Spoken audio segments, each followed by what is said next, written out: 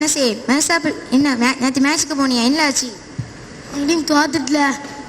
ஏன்பா என்ன ஆச்சு?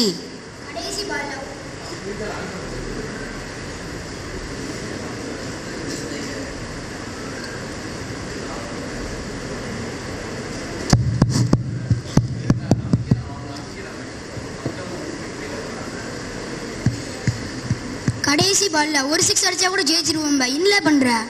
அவனுக்கு ஃபுல்லாக ஒய்டாக போட்டால் எப்படி அடிக்கான்? சரி ஒய்டு போட்டா என்ன? ஒய்டுக்கு ரன்னு கேட்க வேண்டியதானே? ரன்னு கேட்டால் தர மாட்டேங்க. நான் என்ன செய்யும்? சரி விடு, நம்ம வேணா ஒரு மேட்ச் ஒன்று விளையாடுவோம். ஃப்ரீ ஃபயர் விளையாடுவோமா? சரி வா விளையாடுறோம்.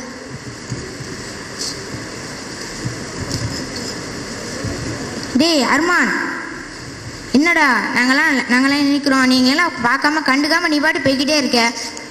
எப்போ எங்ககிட்ட நின்று பேசுவ? ஒரு 2 நாளாக என்ன நீங்கள் யாருமே எங்க கூட பேசவே மாட்டீங்க. என்னடா ஆச்சு? இல்லைப்பா, நாங்கள் மாசா போயிட்டோன்னு சொல்கிறோமாப்பா. சரிப்பா, நீங்கள் போயிட்டு வாங்கப்பா.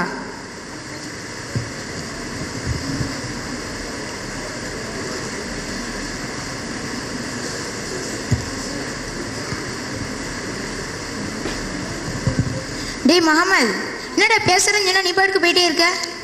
இல்லைப்பா, நீங்கள் எல்லாம் தெரிலன்னு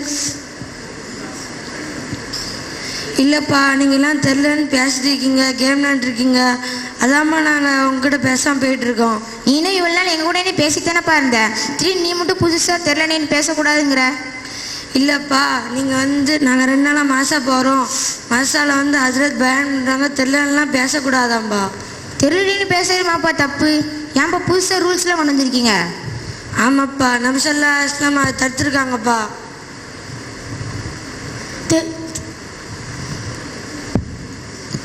ரசூலை தடுத்துருக்காங்களா? எதுக்கு தெரிலனேன்னு பேசக்கூடாது? நாங்கள் என்ன ஆதாரம் இல்லாமலாம் பேசுகிறோம். நபிசல்லா இஸ்லாம் தெரிலன்னு பேச தடுத்துருக்காங்க. அப்படி நீங்கள் தெரிலன்னு பேசலாம்னா தெருக்கு செய்ய வேண்டிய கடமையில நிறைவேற்றணும்ல. தொழுகைக்கு கடமை இருக்குங்கிறியா, குர்ஆன் ஓத கடமை இருக்குங்கிற, அந்த கடமை செய்யவே நேரம் இல்லை. தெருக்கு செய்ய வேண்டிய கடமைனா இருக்காப்பா? ஆமாம்ல, தெருக்கு செய்ய வேண்டிய கடமைங்களும் இருக்குது. அது என்ன கடமைனா சலாம் சொல்லணும். அதே மாதிரி பார்வையை தாழ்த்தணும். தெருல ஏதாச்சும் பொம்பளை பிள்ளை போச்சுன்னா நம்ம பார்த்துட்டே இருக்கக்கூடாது, நம்ம பார்வையை கட்டுப்படுத்தணும்ல. அந்த மாதிரி பாதையில் ஏதாச்சும் முள் கல் அந்த மாதிரி தீவிங்க இருக்கும் பொருட்களை அகற்ற வேண்டும்பா. பார்வையை தாழ்த்துறதுன்னா என்னதுப்பா? எப்பா, பார்வையை தாழ்த்துன்றா குனிந்து தலையை தொங்க போட்டு போகிறது இல்லைப்பா, பார்வையை கட்டுப்படுத்தணும். அது என்னப்பா பார்வையை கட்டுப்படுத்துறது? எப்பா, பார்வையை கட்டுப்படுத்துறதுன்னா அல்லாஹ் குர்ஆன்ல சொல்றான், குல்லில் முஃமினீன யகுல்லூ மின் அப்சாரிஹிம் வயஹ்ஃபது ஃபுரூஜஹும். நபியே நீர் கூறுவீராக, முஃமின்கள் தங்கள் பார்வையை தாழ்த்தி கொள்ளட்டும், அவர்களின் மறைவிடங்களை பாதுகாத்து கொள்ளட்டும், அது அவர்களை பரிசுத்தப்படுத்தும்.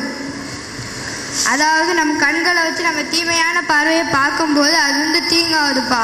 மேலும் அல்லாஹ் குர்ஆன்ல சொல்றான், யஅலமு ஹாயினத்தல் அயுனி வமா துஃபி ஸுதூர்.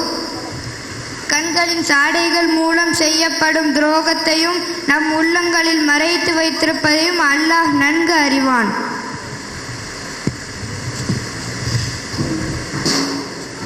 அஸ்ஸலாமு அலைக்கும் முஹம்மது. மேசா விட்டு எவ்வளோ நேரம் ஆச்சு? வீட்டுக்கு வாம நின்றுட்டு இருக்க? இல்லைப்பா, நான் மச்சது 2 நாளாக பயன் சொல்கிறார்ல மசால, அதுதான்ப்பா அந்த பையனுக்கு நான் சொல்லிட்டு இருக்கேன்.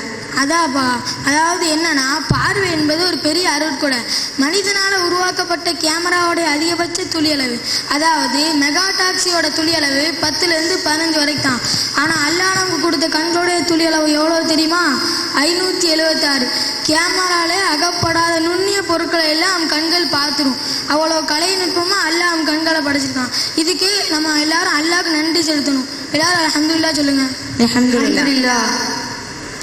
அப்படிப்பட்ட இந்த கண்ணை அல்லாஹ் வீணாக்க படைக்கலை. எதை பார்க்கணும், எதை பார்த்தா நன்மை கிடைக்கும், எதை பார்க்கக்கூடாது, எதை பார்த்தா தீமை கிடைக்கும் என்பதாகவும் அல்லாஹ் சொல்லியிருக்கான். ஒரு மனிதன் பரிசுத்தமாகணும்னா அதற்கு அல்லாஹ் சொல்கிற முதல் விஷயம் பார்வையை கட்டுப்படுத்துறது. சில பார்வைகள் நன்மையாகவும் சில பார்வைகள் தீமையாகவும் இருக்கிறதுன்னு நபி ஸல்லல்லாஹு அலைஹி வஸல்லம் சொல்லியிருக்காங்க. அது என்ன நல்ல பார்வை, தீய பார்வை? நல்ல பார்வைனா காபாவை பார்க்கிறது, பெற்றோரை மகிழ்ச்சியோடு பார்ப்பது, வேற குரானை படிப்பது பார்ப்பது, ஹதீஸ்களை பார்ப்பது படிப்பது, இன்னும் மார்க்கத்தில் அனைத்து விஷயங்களுக்கும் நம்ம கண்ணை பயன்படுத்துகிறோம். அந்த பயன்படுத்துறது போன்ற விஷயங்களுக்கெல்லாம் நல்ல நன்மை கிடைக்குது. தீமையான பார்வைனா அல்லாஹ் வந்து அந்த தீமையான பார்வையை தடுத்திருக்கான். அதாவது அந்நிய பெண்களை தவறான முறையில் பார்ப்பது, டிவி பார்ப்பது, படம் பார்ப்பது, அதில் வரக்கூடிய ஆபாசங்களை கண்டு ரசிப்பது, ஆபாச இசைகளை கண்டு கழிப்பது எல்லாமே தீமையான பார்வையாகும். அல்லாஹ் வந்து அந்த தீமையான பார்வையை தடுத்திருக்கான்பா. நபி ஸல்லல்லாஹு அலைஹி வஸல்லம் அவர்கள் கூறினார்கள், அல்லாவின் பாதையில் விழித்த கண்களும் அல்லாவின் பயத்தால் அழுத கண்களும் நாளை மறுமையில் 2 கண்களையும் நரகம் தீண்டாது. எவையெல்லாம் ஆளாக்கிய பார்வைகள் அனைத்திற்கும் நன்மை எழுதப்படும். எப்பா இதில் இவ்வளோ விஷயம் இருக்கா? அல்லாஹ் பாதுகாக்கணும். நான் ஏதோ சாதாரணமாக நினச்சிட்டேன். அது மட்டும் அல்லப்பா, இப்னு கையும் ரஹ்மத்துல்லாஹி அவர்கள் ரஹ்மத்துல் முஸ்லிம் என்ற கிதாபில் கூறினார்கள், பார்வையை தாழ்த்தோரின் உள்ளத்தில் ஈமானின் சுவை அதிகமாகும், கல்வியோட வாசல் திறக்கப்படும், கல்வி தேடி வந்தது எளிதாகும், உள்ளத்தில் ஒளி உண்டாகும், உண்மை போய் ஆகிய இருவரை நம்மளால் பிரித்து அறிய முடியும். மற்றும் பயமில்லாத வாழ்க்கை வாழலாம், நரகவாசல் மூடப்படும், மறதி நீங்கும், தூரநோக்கு சிந்தனை நமக்கு அல்லாஹ் கொடுப்பான். மொத்தத்தில் நாம் நல்ல மனிதனாக, அல்லாஹ்வுக்கு பிடித்த மனிதனாக மாறிவிடுவோம். இல்லாவே இதில் இவ்வளோ விஷயம் இருக்கா? இது தெரியாமல் எங்கள் வாழ்க்கையில் எங்கள் நிறைய தவறான காரியங்கள் செஞ்சிட்டோமே. அதேமாதிரி நடு ரோட்டில் நின்று பேசி எல்லாத்துக்கும் நாங்கள் தொந்தரவு கொடுத்துட்டோமே. சரி, ஒன்றும் பிரச்சனை இல்லை. எல்லாரும் சேர்ந்து ஒரு உறுதிமொழி எடுப்போமா? இன்ஷா அல்லாஹ். நாம் பார்வையை தாத்திக் கொள்வோம், மனதை பரிசுத்தப்படுவோம்,